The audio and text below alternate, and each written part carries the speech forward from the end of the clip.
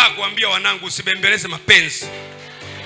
Anayekupenda atakupenda vile vile ulivyo. Usilazimishe kuwa ngongoti. Usilazimishe kuweka mambo fulani fulani uwe ngongoti ili kwamba akupende zaidi. Na kuambia kama mtu anakupenda vile vile ulivyo.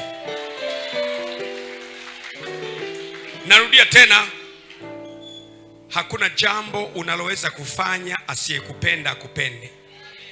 Lolote unalojaribu kufanya asiyekupenda akupende, unapoteza muda, kwa sababu anayekupenda anakupenda tu hata usipofanya kitu. Asiyekupenda hata kupenda, ataiga anakupenda ili ayapate yale ambayo anataka kupata kutoka kwako, lakini usilazimishe upendo. Asiyekupenda waachana naye. Anayekupenda endeleeni naye, mjenge himaya yenu hapo na mumtumikie Bwana kwa jina la Yesu.